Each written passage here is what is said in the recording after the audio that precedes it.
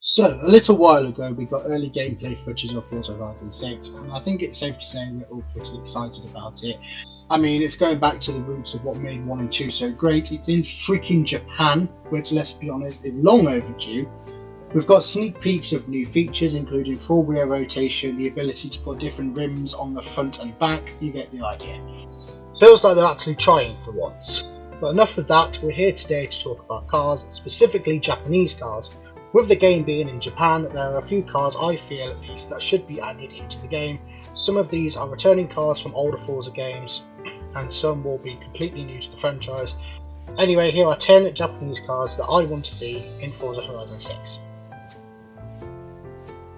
Okay, so I feel this is an obvious one. I mean, we've had the DC2 in every Horizon game except the first one, along with the Acura RSX, so why haven't we seen the DC5 since the first Horizon? 14 years ago! That's how long it's been since this car appeared in a Forza game. I personally prefer the DC5 to the DC2. It's faster, obviously, and I think it looks better. It also won the British Touring Car Championship 2 years in a row, so there, just stick that in your pipe and smoke it. Unlike the DC2, the DC5 had a 2-litre engine with 217 horsepower and 152 pounds-feet of torque. It was also the first Integra model to be offered with a 6-speed transmission. It's also one of the fastest naturally aspirated Honda models, with only the NSX and S2000 being faster. 0 to 60 comes in around 6 seconds and the top speed is about 150 miles per hour.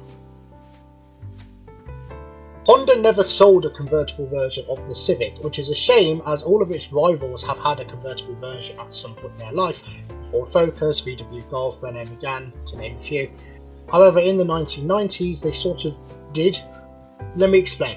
The CRX was a semi-sporty coupe based on the Civic. It was basically what the Scirocco was to the Golf. Same platform and engines but different body. However, unlike the Golf and Scirocco, the CRX and Civic did look very similar, especially in the 1980s when the CRX was first introduced. For the EK generation of Civic, the CRX was updated accordingly to match the new styling. However, this was the only CRX model to have a convertible option. Well, I say convertible, it was more like a Targa, but it had the strangest roof mechanism probably ever. I mean, it worked, but just look at it. First, the boot goes up, then the roof lifts,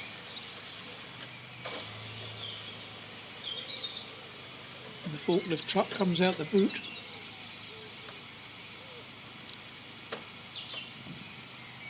And the locks on. Roof disappears into the boot. And down it goes.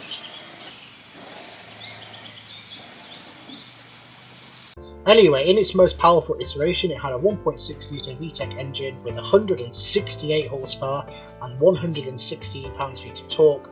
With this engine, it could do the 0 to 60 sprint in about 7 seconds and would go on to around 140 miles an hour, which for an early 90s model based on a Civic is pretty damn good.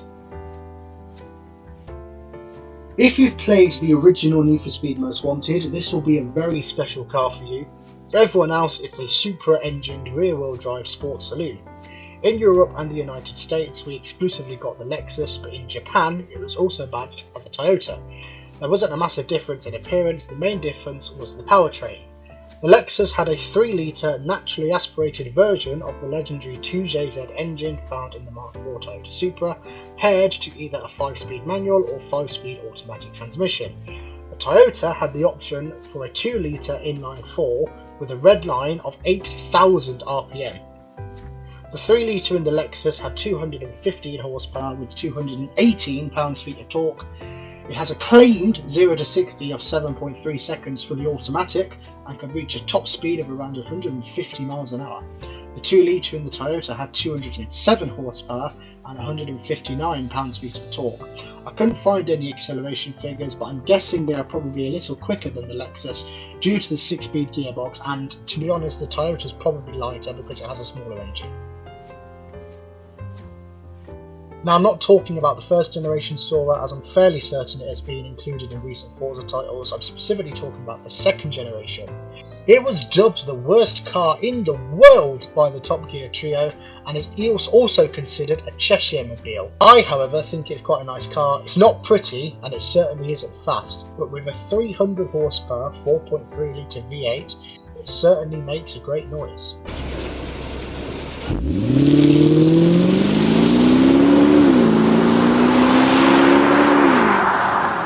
I would like to point out that the EU DM and JDM versions have 282 horsepower for some reason.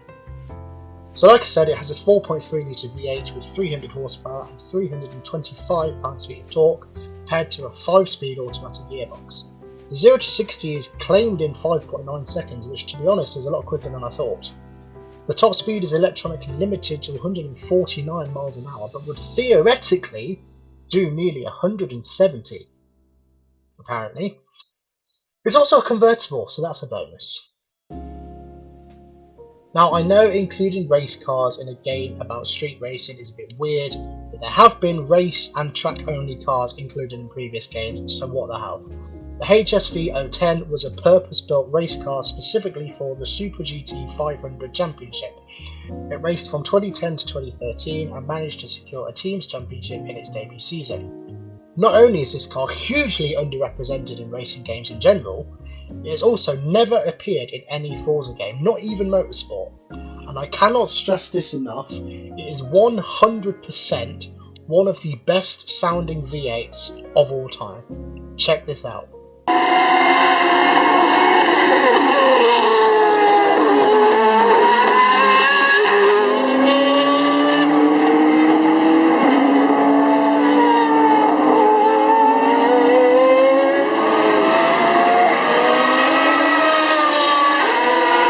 I mean, tell me you wouldn't want to listen to that when playing FH6.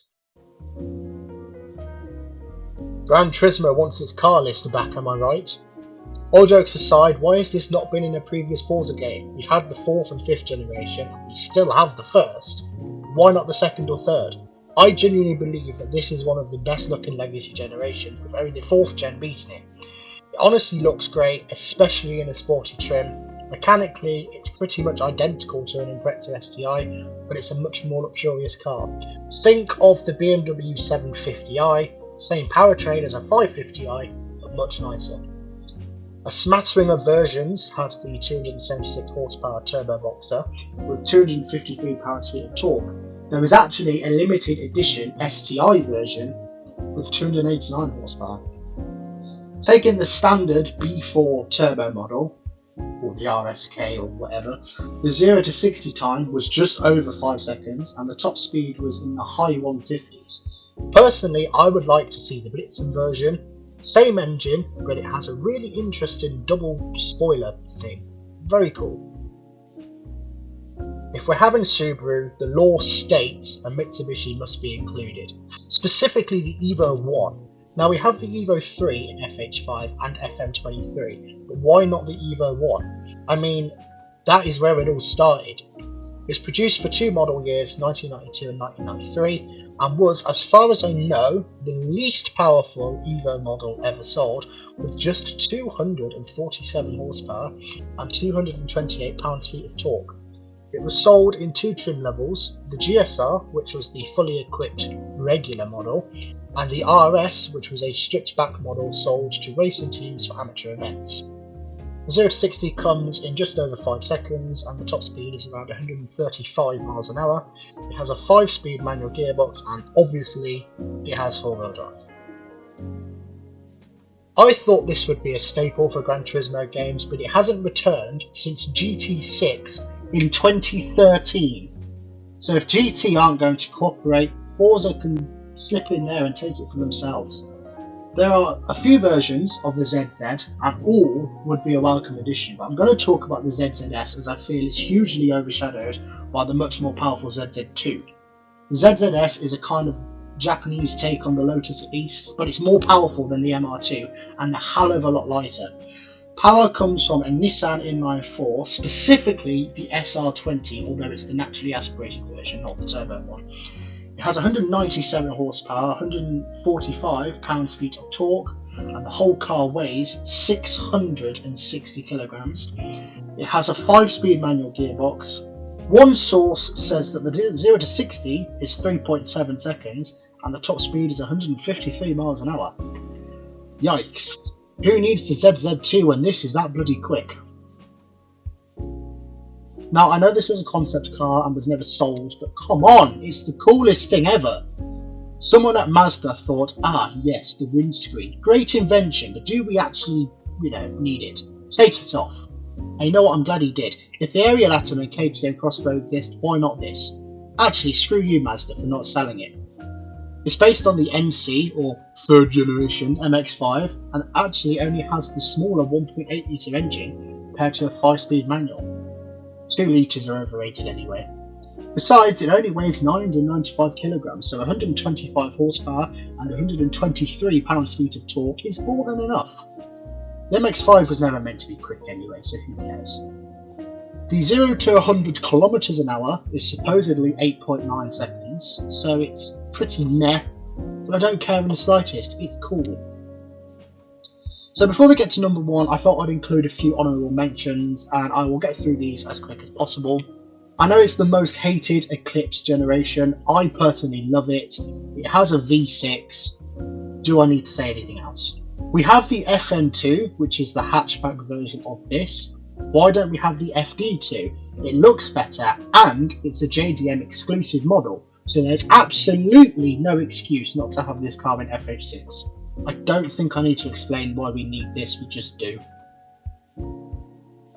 I will consider doing very sketchy things if it meant I could get my hands on one of these absolute beauties.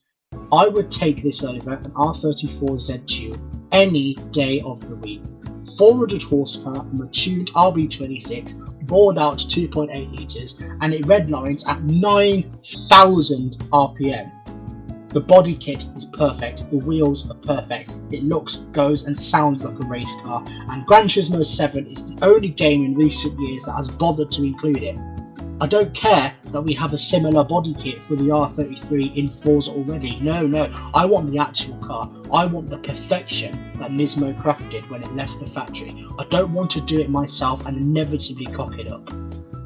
Well, that's my list. Let me know if I got any wrong and which ones you would add to the game. These long form videos are going to be my main focus from now on, so if you like this content, make sure to smash like and hit subscribe for more. Stay safe, God bless, and see you next time.